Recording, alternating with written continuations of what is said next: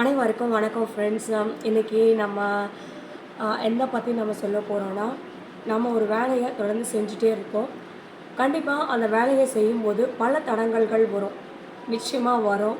அது மாதிரி தான் என்னுடைய வாழ்க்கையிலையும் நான் ஒரு 12 வருஷம் கழித்து இப்போ தான் ஒரு 13வது வருஷத்தில் நான் கொஞ்சமாக சம்பாதிக்கலாம் அப்படின்னு நினச்சி தான் நான் இப்போது இந்த பீஸ்லாம் வாங்கி யூனிஃபார்ம் பீஸ்லாம் வாங்கி நான் சொசைட்டி பீஸ்லேருந்து தச்சிட்ருந்தேன்.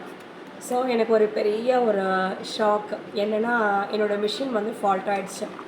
என்ன பிரச்சனைனா, இங்கே இந்த பெடல் இருக்கும் இல்லையா, இந்த பெடலில் இருக்கிற இந்த பின்னாடி இருக்கிற இது ஃபஸ்ட்டு இப்படி தான் இருந்துச்சு. நான் ஒரு மெக்கானிக்கிட்ட கொண்டு போய் காமிச்சிட்டு வந்தேன். சரி, பெடலில் வந்து பவர் போட்டால் சுத்தமாக மிஷின் ரன் ஆக மாட்டேங்குது, என்ன பிரச்சனைன்னு தெரியல, கொஞ்சம் பாருங்கள் அப்படின்னு சொல்லியிருந்தேன். ஸோ அவங்க என்ன பண்ணாங்க, பார்த்தாங்கன்னா இந்த இந்த ஒயர் இருக்கு இல்லையா, இங்கே எரிஞ்சு போயிருந்துச்சு. இந்த ஒயர் வந்து இந்த இடம் தெரியுது பாருங்கள், இந்த இடம் அப்படியே கருப்பாக இருக்குது பாருங்கள். ஸோ இந்த இடம் வந்து எரிஞ்சு போயிருந்துச்சு. ஸோ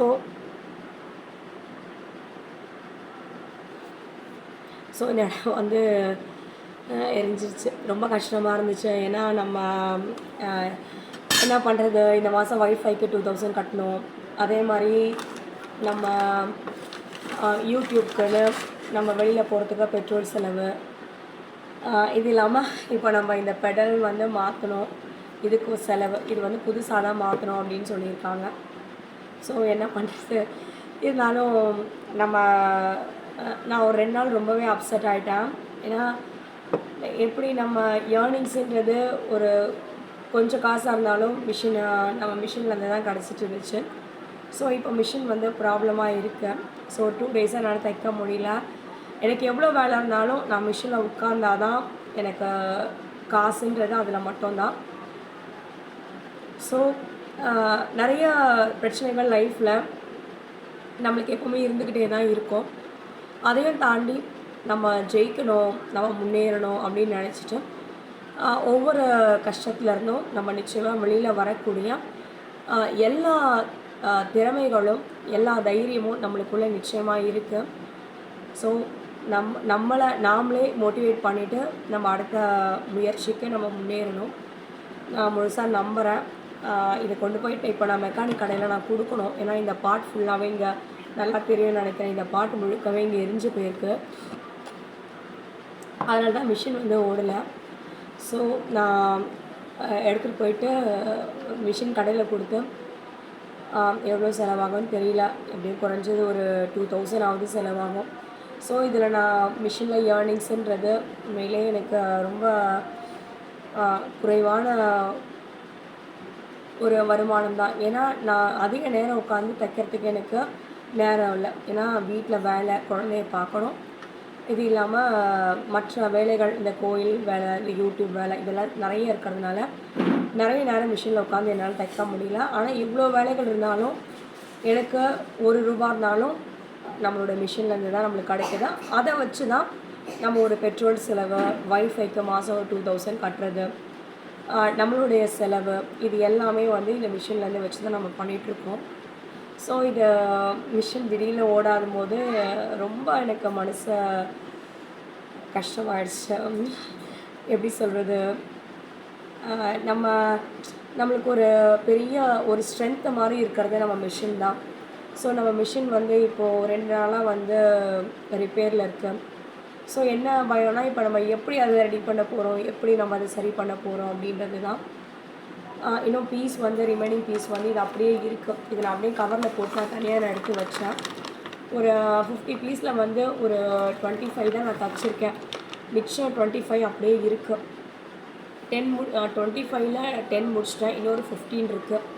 ஸோ இதை நான் அப்படியே வச்சுருக்கேன். ஸோ இதை நான் எப்பவும் பண்ணி என்ன பண்ணுறதுன்றது, இதை நான் ரொம்ப யோசிச்சுட்டே இருந்தேன். வைஃபைக்கு நம்ம இந்த மாதம் 2000 கட்டணும். இந்த வைஃபை நம்ம எப்படி கட்ட போகிறோன்ற ஒரு கவலையில் இப்போ அடுத்த கவலை வந்து இந்த மிஷினோட கவலை. ஆனால் துன்பம் வரும் நேரத்தில் சிரிங்கன்ற மாதிரி நான் என்ன நினச்சேன்னா, மிஷின்லேருந்து கண்டிப்பாக நம்ம ஒரு 4 வாரம் நம்ம தைச்சேன்னா கொஞ்சம் காசு கிடைக்கும். அந்த காசை வச்சு நம்ம ஒய்ஃபைக்கு 2000 கட்டிடலாம்னு நினச்சேன். இப்போ அந்த 2000 கூட எனக்கு இதுக்கு ஒரு 2000 4000 வந்து நான் செலவு பண்ணாதான் ரெண்டுமே பண்ணணும். ஒய்ஃபைக்கும் 2000 கட்டணும், மிஷினுக்கும் 2000 இப்போ நான் ரெடி பண்ணால் தான் மிஷின் ரெடி ஆகும். ஸோ இந்த 12ஆம் தேதிக்குள்ளே பில் கட்டணும் ஒய்ஃபைக்கு. அதே மாதிரி இதுக்கும் நான் என்னோட நான் நான் சுமக்காத வயிற்றில் சுமக்காத என் குழந்த இந்த மிஷின் உண்மையிலேயே நான் கஷ்டப்படும் போது நான் உண்மையிலேயே நம்ம காலில் நம்ம நிற்கணும் அப்படின்ற போது எனக்கு ஒரு பெரிய சுயமரியாதையை கொடுத்தது நம்மளுடைய மிஷின் மட்டும்தான். ஸோ மிஷின் பற்றி நம்ம நிறையா பேசியிருக்கோம். ஏன்னா நம்ம வாழ்க்கையில் நம்மளுக்கு வந்து பெண்களுக்குன்னு ஒரு ஒரு அந்தஸ்து கொடுக்கறது, அவங்க காலில் அவங்க நிற்க முடியுன்றதை உணர வைக்கிறது நம்மளுடைய டெய்லரிங் மிஷின் தான். ஸோ எனக்கு அதான் ரொம்ப கஷ்டமாக இருந்துச்சு. சரி நம்ம மிஷினில் உட்காந்துட்டு நம்ம முடிக்கலான்னு. இந்த மாதிரி தான் ஃப்ரெண்ட்ஸ், நம்ம வாழ்க்கையில் நம்ம எந்த ஒரு பாதைகளில் நம்ம தொடர்ந்து நம்ம பயணம் பண்ணி போயிட்டு இருந்தாலும் there are so many problems. So the thing is we have to move on whatever it might be. நம்ம மூவ் பண்ணிகிட்டே இருக்கணும். அப்படியே ஒரே பிளேஸ்லேயே நம்ம இருந்துட்டோம்னா நிச்சயமாக நம்மளால் வின் பண்ணவே முடியாது. ஸோ நான் கண்டிப்பாக நான் முயற்சி பண்ணி எப்படியாவது மிஷின் நான் ரெடி பண்ணி நான் தைக்க மறுபடியும் நான் ஆரம்பிப்பேன். ஸோ நான் என்ன சொல்கிறேன்னா, ஏதாவது ஒரு கஷ்டம் நம்ம வாழ்க்கையில் இப்போ எனக்கு ஒரு பெரிய கஷ்டம் என்னென்னா என்னோடய மிஷின் தான். என் மிஷின் எனக்கு இந்த மாதிரி ஒயர் இந்த மாதிரி இது வந்து ஹை வோல்டேஜ், இந்த வோல்டேஜ் ப்ராப்ளம்னால தான் இந்த மாதிரி எரிஞ்சு போகிறது அப்படின்னு சொல்லியிருந்தாங்க. ஸோ என்னோடய மிஸ்டேக் இதில் எதுவும் கிடையாது. நான் வந்து ரொம்ப மிஷின் வந்து ஹேண்டில் பண்ணுறதே வந்து ரொம்ப சாஃப்டாக தான் ஹேண்டில் பண்ணுவேன். அது மாதிரி வண்டி ஓட்டுறதும் ரொம்ப சாஃப்டாக ரொம்ப ரொம்ப மெதுவாக தான் போவேன், ரொம்ப ஸ்பீடெல்லாம் போக மாட்டேன். ஸோ இப்போது மிஷினுன்றது எனக்கு ரொம்ப ஒரு பெரிய ஒரு ஒரு ஒரு மனசுக்கு வருத்தம் மாதிரி தான். ஆனால் இதிலேருந்து நான் வெளியில் வந்துடுவேன். நான் சீக்கிரமாக மிஷின் ரெடி பண்ணிவிடுவேன், மறுபடியும் தைக்க ஆரம்பிப்பேன். அதே மாதிரி தான் உங்களுக்கும் எந்த ஒரு கஷ்டமாக இருந்தாலும் அதுலேயே நீங்கள் அப்படியே மனசு உடைஞ்சு போயிடாதீங்க. நிச்சயமாக நம்ம உழைக்கிறோம், கஷ்டப்படுறோம், ஆண்டவன் நிச்சயமாக நம்மளுக்கு துணையாக இருப்பாங்க. நம்மளுடைய மனசு, நம்ம தேடுற வாய்ப்புகள், முயற்சிகள், இது எல்லாமே இந்த யூனிவர்ஸ் நம்மளுக்கு கொண்டு வந்து சேர்த்துரும். ஸோ நானும் தைரியமாக தான் இருக்கேன். இருந்தாலும் நம்ம ஏர்னிங்ஸுன்றது, பணன்றது நம்ம மிஷினில் மட்டும்தான் நம்மளுக்கு தைச்சாதான் காசு. ஸோ இப்போ மிஷினுக்கே இந்த மாதிரி ரிப்பேரில் இருக்கும்போது எனக்கு ரொம்ப கஷ்டமாக இருக்குது. இது இல்லாமல் நான் இந்த மாதம் 15ஆம் தேதிக்குள்ளே ஒய்ஃபைக்கு நான் கட்டி ஆகணும், 2000 கட்டணும்.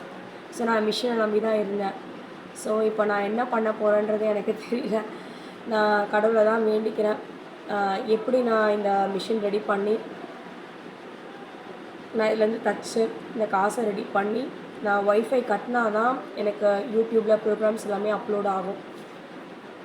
அந்த மாதிரியான ஒரு சுச்சுவேஷன். ஸோ நிறைய போராட்டங்களை வாழ்க்கையில் நம்ம சந்திச்சு தான் ஆகணும். அந்த போராட்டங்களை சந்திக்கும்போது நம்ம கூட யார் இருக்காங்களோ இல்லையோ, நம்ம கும்பிடுற சாமி நம்மளுக்கு துணையாக இருப்பாங்க. அதனால் ஏதாவது ஒரு ரூபத்தில் நிச்சயமாக நம்மளுக்கு ஒரு உதவி கிடைக்கும். மனசு உடைஞ்சு உட்காந்துடாதீங்க. நான் ஒரு 2 நாளாக ரொம்ப மனசு உடைஞ்சிட்டேன். ஏன்னா மிஷின் இந்த மாதிரி ஆயிடுச்சு, மாதம் இந்த ஒய்ஃபைக்கு வர ஒரு 2000 நம்ம கட்டி ஆகணும். இது இல்லாமல் ஒரு பெட்ரோல் செலவுக்கு வர நம்மளுக்கு காசு வேணும். ஸோ இது எல்லாமே பார்க்கும்போது உண்மையிலே எனக்கு லைஃப் இஸ் அ சேலஞ்ச். அது மாதிரி தான் எப்போவுமே நம்ம அந்த மாதிரி தான் எடுத்துக்கணும்.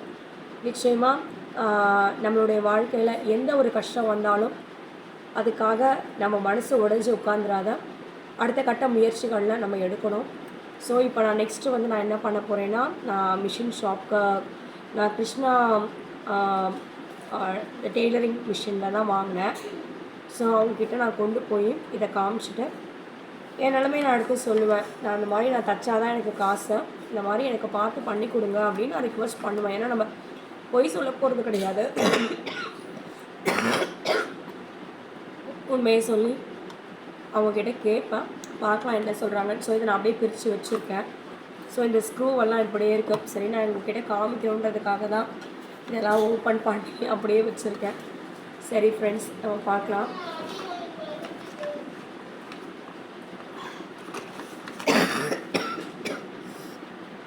திருப்பதி போயிட்டு வந்து உடம்பு முடியல ரொம்ப, அங்கே கோல்டு மழையினால். ஓகே ஃப்ரெண்ட்ஸ், ஒரே ஒரு விஷயந்தான், எந்த பிரச்சனை வந்தாலும் மனசு உடைஞ்சிடாதீங்க, தைரியமாக இருங்க, நல்லதே நடக்கும். Thank you friends, have a great day.